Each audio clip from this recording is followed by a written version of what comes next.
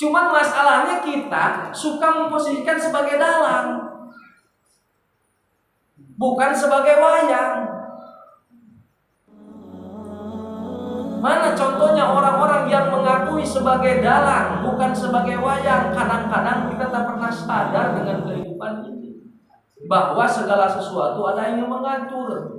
Dengan bangganya meninggalkan sholat, tidak ada rasa penyesalan ketika kita tinggalan pengajian, ketika meninggalkan perintah-perintah Allah. Kita memposisikan sebagai apa? Dalang pada saat itu. Padahal segala sesuatu yang Allah titipkan ini, Allah yang jago, Allah yang hebat, Allah yang menundukkan semua kepada manusia. Tuh.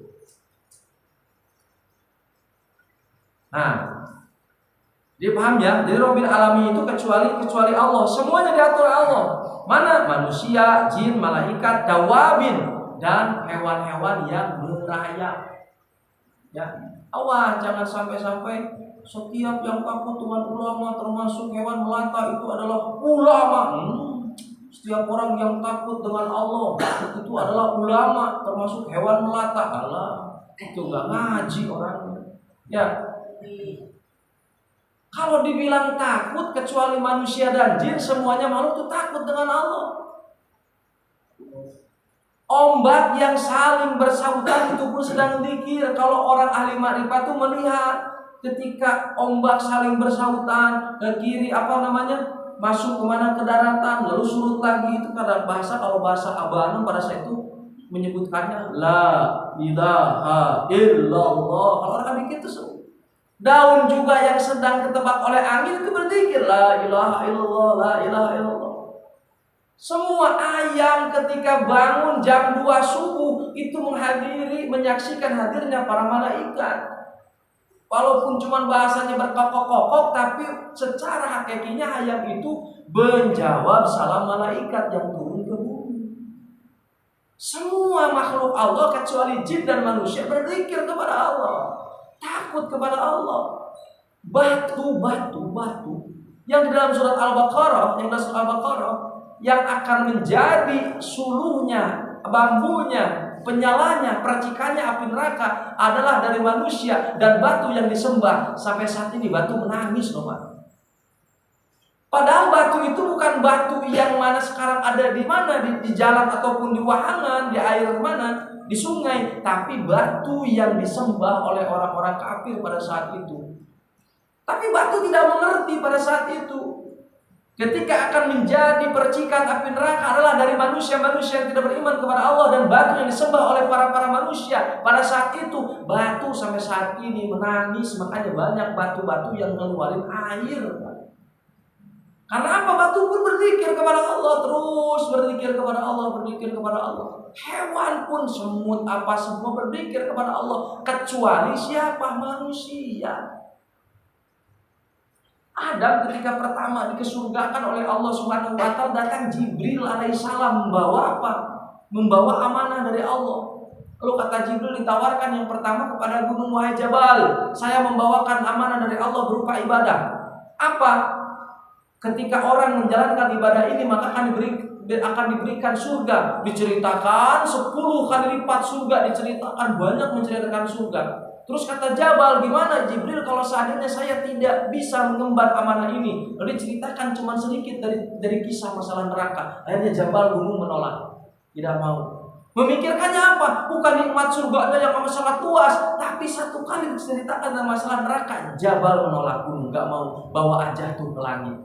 Dibawakan ke langit, ditanyakan oleh langit, tawarkan kepada langit, lalu diceritakan tentang isi neraka, isi surga, sekian banyak cerita surga, sedikit cerita neraka. Langit menolak, serahkan saja kepada bumi. Bumi pun ditawarkan, menolak juga.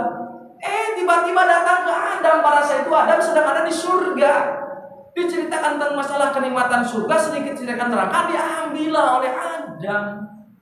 Mana apa yang dibawa oleh malaikat siapa? Jibril pada saat itu, yaitu ibadah sholat, ibadah hukum syara.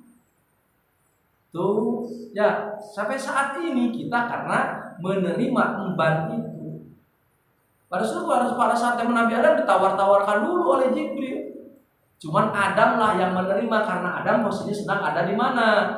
Di surga, sedang menikmati kenikmatan terlena. Akhirnya wah udahlah, kirain Adam tidak akan balik kemana? Ke alam dunia, ke bumi. Saya sudah balik ke bumi.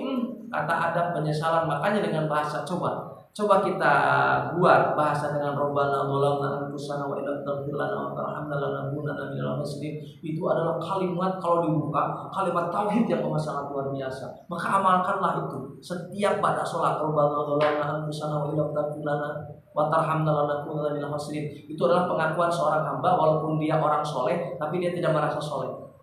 Maka setiap kita mengamalkan itu, kalau kata guru saya, setiap pada sholat jangan banyak aja, 33 kali. Rabbana dzalamna anfusana akan merendahkan hati kita dan akan membersihkan hati kita. Artinya melihat orang yang tinggi akan merasa malu, melihat orang yang bawah itu akan merasa iba. Tidak akan menepuk dada, salah. Enggak bakal seperti itu. Ya, Adam 40 tahun tidak pernah berani menengok ke atas saking malunya kepada Allah, karena bukan hanya sebatas diturunkan dari surga saja, banyak mengemban ibadah itu. Ya, itulah banyak. Pada saat itu Adam langsung tidak ada bahasa kata-kata yang lain, cuma bahasa Rabbana dzalamna anfusana wa illam taghfir lana wa tarhamna lanakunanna minal khasirin. Dzalamna anfusana, dolim ya Allah kepada diri saya sendiri, dolim kepada sendiri. Dari dolamna itu dengan anfusana itu banyak makna yang tersirat di dalamnya. Dolim ya Allah kepada keluarga istri saya. Harusnya saya menafkahi sesuai dengan dengan kadar serta dari tes agama, tapi ini kemampuan saya. Karena akan ditanya di hadapan Allah tentang masalah istri dan anak-anak saya, ya Allah. Dolamna anfusana. Ya Allah, saya ketika menjabat di suatu perusahaan, saya tidak banyak adilnya, ya Allah. Saya malah mementingkan diri sendiri, bukan mementingkan karyawan saya. Dolamna anfusana. Seperti itu. Ketika saya dimintai jabatan, ya Allah, banyak yang harus saya urus. Saya tidak bisa memberikan kesejahteraan kepada siapa? Kepada teman-teman saya. Dolamna anfusana. Terus itu tersiratnya luar biasa. Saya diberikan mata, ya Allah, dengan penglihatan yang amat sangat jernih, sehingga saya bisa melihat mana yang saya mau, mana yang cantik. Tapi saya jarang sekali melihat Al-Quran, membaca Al-Quran. Mata jarang sekali ditatapkan kepada orang-orang yang soleh. Dolamna anfusana. Terus pengakuan itu. Ini diterapkan oleh Yusuf Mansur, kan? Dulunya terpuruk, dibahasakan ini, terus diamalkan, naik lagi. Lupa lagi kepada dolamna anfusananya, balik lagi kepada